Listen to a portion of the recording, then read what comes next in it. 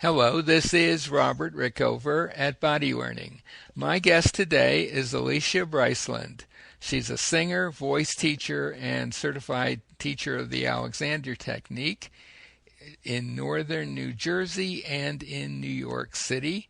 She's studied the Alexander. She's finished her master's in vocal performance at the New England Conservatory of Music and has been teaching a voice for quite a few years. She's also written a lot of articles about the Alexander Technique for singers, which can be found on her website, and we'll put a link to her website by the interview. And we're doing a series of interviews, and this one is about the importance of awareness for singers. Alicia, welcome to the show. Thank you, Robert. Could you begin by giving our listeners a brief description of the Alexander Technique? Yes, of course. In reference to awareness, the Alexander Technique helps open up your awareness and sense of your own body, and then gives you the tools to be able to make effective and extraordinarily helpful changes to it. To the way it functions, to the way your Yes, body exactly. functions. hmm So it is the Alexander Technique is useful for all kinds of people, not just singers. We're going to be focusing on singers in this conversation, but if you don't happen to be a singer and you're listening, you might want to stick around. What do you think? Absolutely. Yeah. Absolutely. We all So use our voices, we do all and use our voices. That's and true. there are a number of people who have voice issues or who have questions about how to use their voices who could absolutely get information from this. Yes. And there are people who are not singers for whom their voice use is very important professionally and in other ways, right? Yeah, public So public speakers. speakers, yeah. So Absolutely. so we're going to talk about the importance of awareness for singers. So I guess the first obvious question I would have is awareness of what?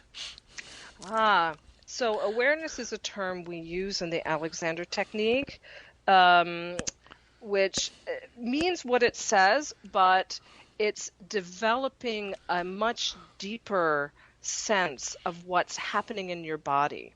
There's a fancy term for this called the proprioceptive sense, but Hmm. it basically means how your body feels to yourself.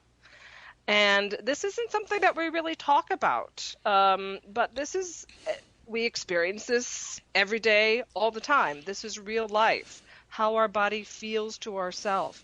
And oftentimes, if we aren't doing certain activities or we're not using one part of our body very much, then can become a little dead to this sense of what we feel on a daily basis. And And where we are in space and that yeah, sort of thing. Yeah. a lot of things. So really opening ourselves up and making this awareness of ourselves a much stronger and more exact um, representation of what's happening Hmm. is an incredibly effective tool to be able to have.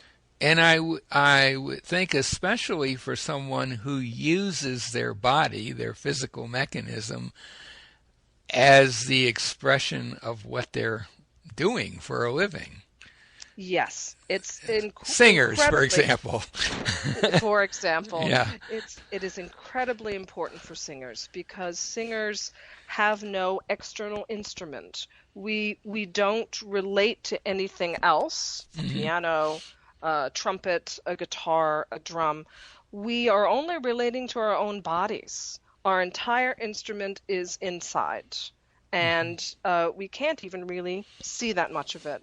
So awareness is very, very crucial because it's our best and surest way to um, understand what's happening and then to be able to make positive changes. So if a singer comes to you for a lesson, is that one of the first things you address? That's a really great question. Oftentimes singers want to sing.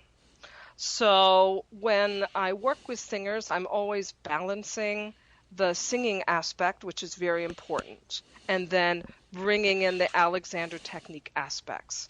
But of all the Alexander Technique aspects, yes, that is the very first thing that I will have them do, to really start to pay attention, to really focus and say, what's actually happening here? What do you feel? And then look in a mirror. What do you see? Do you see something that's different, or do you see the exact same thing?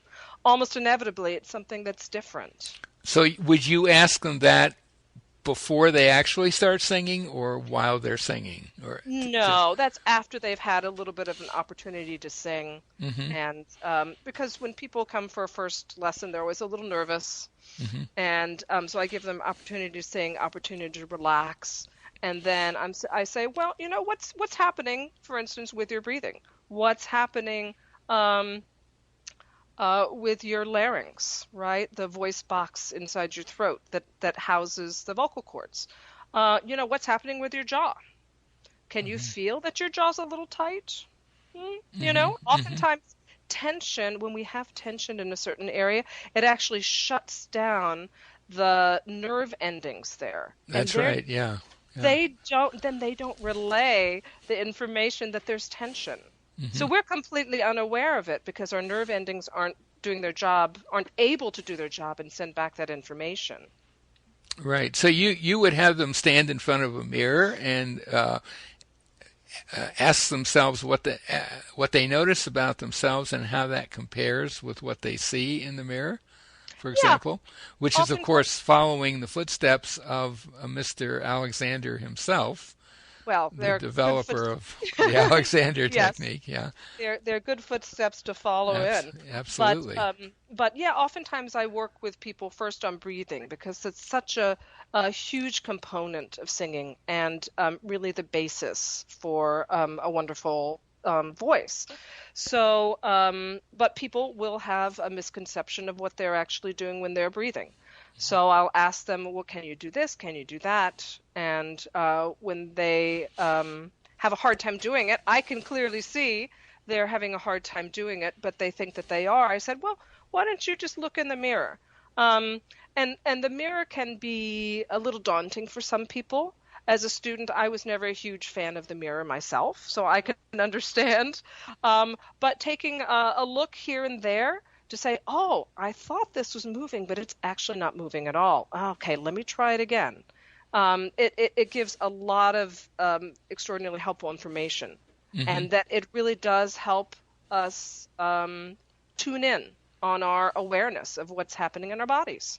hmm And in that little exercise in self-awareness, would you include something seemingly as far away from singing as possible, how their feet are contacting the ground, for example?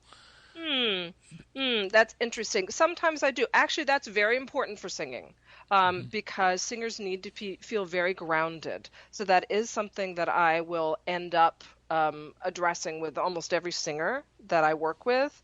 It's not necessarily the first thing hmm because there are a lot of things that need to be addressed. But at some point, I will address how they're really grounding into the floor. And when they think, for instance, that their feet are really, really making firm contact with the floor, even going a sense of their feet going down through the floor, then it changes their sense of their bodies and then it changes their tone quality for the better. hmm hmm And in terms of that awareness, would you include in that p- perhaps visual awareness of what's around them? Mm, oftentimes I do. I also teach distance Alexander technique lessons to singers. hmm And because there is no hands-on aspect that we can rely on, then it's all about relating the concepts and having people experience this. super important idea of awareness in their own bodies.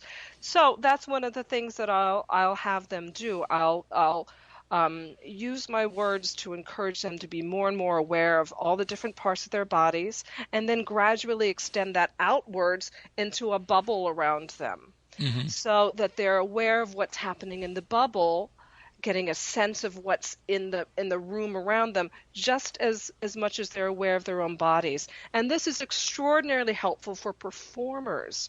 Performers need to have this larger sense of what's around them, and they need to extend that bubble to the audience. When they do that, then they're able to communicate their feelings, their emotions, what's happening in the music much more effectively to the audience, with that larger sense of themselves. Right. And I think their audience gets a very different experience if the singer is doing that. Absolutely. That's one of the differences between great performers and sort of mediocre performers when it comes to not vocal quality, but the actual performance experience and being able to convey emotions and convey what's happening in the music. Even to a very, very large audience, I guess, huh? Yes, absolutely. Yeah. Is there anything more you want to say about awareness and the Alexander technique and singing that we haven't covered? Right. It's a big topic, and there's so many different areas that it can be applied to for singing. So it can be applied to breathing. It can be applied to the use of the larynx. It can be applied to opening the resonance chambers. It can be applied to the soft palate. It can be applied to the jaw, tongue, and lips. So the more singers are aware of what's happening in all these areas, then the more information they have to make effective changes, the more tension that they can release, which is absolutely crucial for singers. Right. And the more tension they release, the more they become aware. So it's like an upward spiral. The more awareness you have, the better you sing. The better you sing, the more awareness you're going to have. And it's the most important tool for singers to have in their tool belt, as far as being able to improve and also to have a long and healthy singing career. So I am definitely not a singer myself, but I'm trying to imagine a singer listening to this. I could imagine they might have the following question for you. All this awareness sounds great, but I got my mind filled up with the music. I don't have any spare room for extra awareness. What would you say about that? Okay, that's a great question. And this is the problem. Singers have literally probably 30 things that they could be thinking of at any one time. Right. The process of studying singing is about isolating these individual aspects, working on them one at a time, and then once you've created good, healthy habits, you combine them. So you'll try to do 2 things correctly at one time, 3 things correctly at one time. Then, once you have these habits, once you've worked on them individually, then you can let them go back down into your subconscious. You don't have to think about them because they're your new positive habits. You can rely on them to be there. Singers need to work on the technique very diligently. And then when it's time for performance, they need to let what their habit is happen, and they focus on the music, focus on expression. Okay? That also has to be practiced as well, but you have to practice things separately, and then you bring them together. Right. That's what makes it possible. Otherwise, there's so many things to think about. No one would ever get better if they're trying to think about everything at the same time. Right. Anything else you want to talk about on this topic? Awareness. Wow. It's a biggie. It is a biggie. And I would say for singers, that singers oftentimes underestimate how important awareness is. So, a smart singer, I would say, don't underestimate it. It really is one of the most important things that you can do for yourself, to be more and more aware of what's happening with your voice. Hmm. Hmm. Yeah, that's it. Okay, well, I think that's a good place to end our conversation. My guest today has been Alicia Bryceland. She's a voice teacher, singer, certified Alexander Technique teacher in northern New Jersey and in New York City. I'll put a link to her website by the interview. If anything we've talked about intrigues you, give her a call if you're in that area. I'll also put a link to a site where you can learn more about the Alexander Technique in general and locate a teacher in your area. Alicia, thanks so much for this. Thanks, Robert.